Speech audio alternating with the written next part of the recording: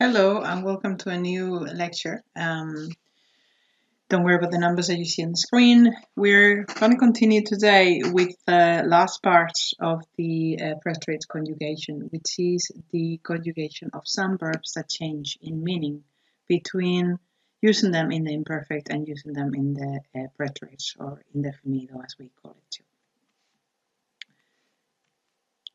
too. So far, the preterite we've seen has a lot of irregular verbs. The kind of interesting thing or different thing is that the irregular verbs in the preterite have the same common endings, which you see up here. So, for example, you could say tuve, tuviste, tuvo, tuvimos, tuvisteis, tuvieron. As you can see also, there's no fadas in them, which in the regular conjugation of the regular verbs in the indefinido, we see a lot of fadas, okay? Or accents, written accents. We can group all the irregular verbs in three groups. The one that change into a U, sort of like this: andar, to walk, anduve, anduviste, anduvo, anduvimos, anduvisteis, anduvieron; estar, estuve, estuviste, estuvo, estuvimos, estuvisteis, estuvieron; poner, puse, pusiste, puso, pusimos, pusisteis, pusieron; tener, tuve, tuviste, tuvo, tuvimos, tuvisteis, tuvieron; poder, pude, pudiste, pudo, pudimos, pudisteis, pudieron; saber, supe, supiste, supo, supimos, supisteis, supieron. Okay, so to walk, to be, to put, to have, or to be hungry, to be cold, all those to be able to and to know.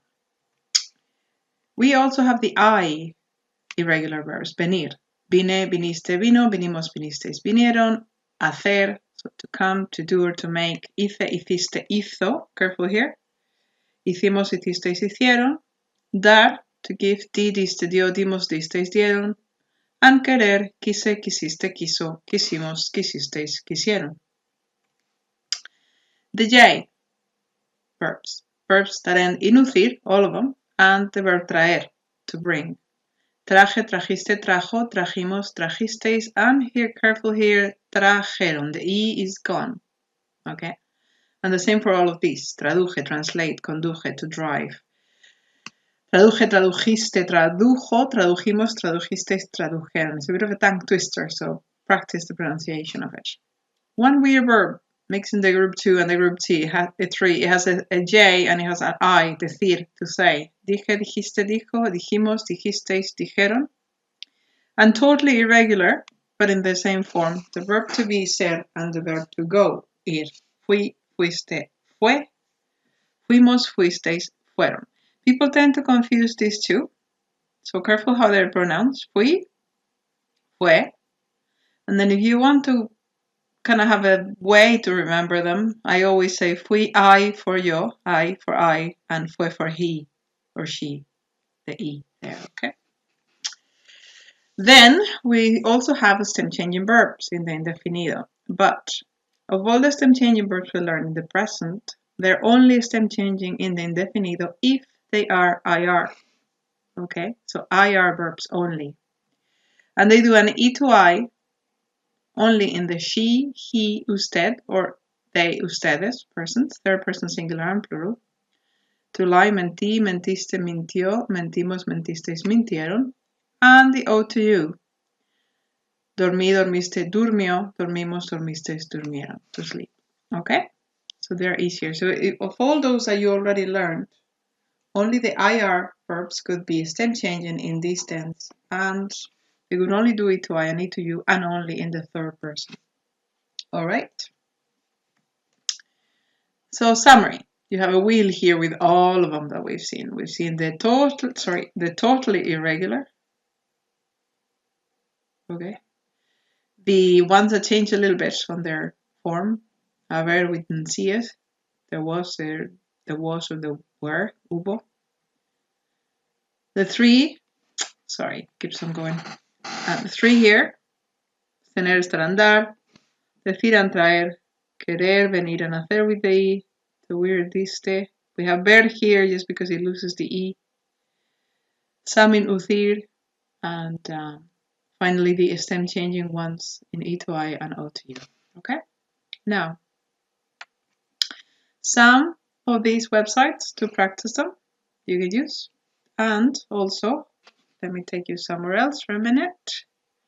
The practice makes Perfect Spanish Verb Tenses book. Chapter 13, Part 2, Chapter 13 focuses on the preterite tense, and it has a lot of examples of the irregular verbs. Okay? But as I have told you at the beginning of this video, we're going to focus on 5 verbs that change meaning if they're used in the indefinido, or they add new ones to their meaning. These are the verbs you have on your screen. The first one is the verb conocer.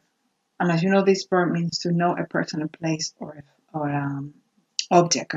So as you can see, mi padre conoció a mi madre en un día como hoy means to meet her for the first time. Whereas if we used it in the imperfect, conocía simply means used to know. The same happens with the twin verb saber, which means to know a fact or how to do something.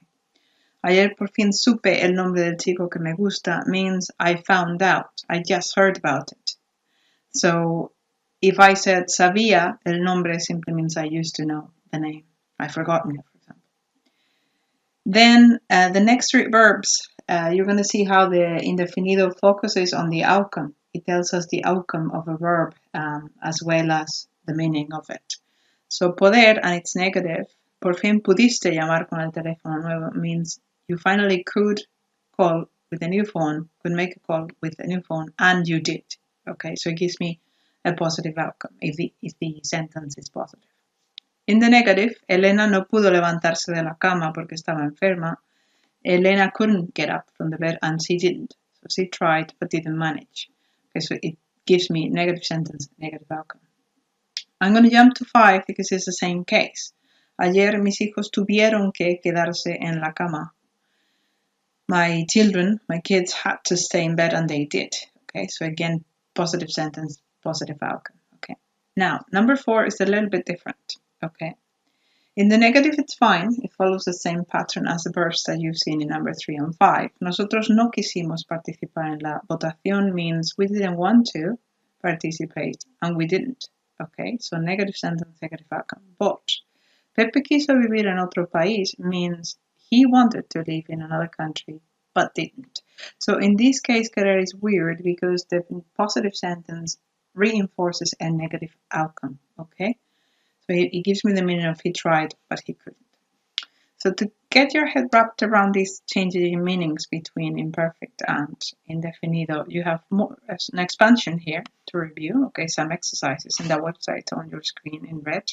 Some more exercises in the usual website we've gone to, Barbara Nelson's Spanish exercises in Colby.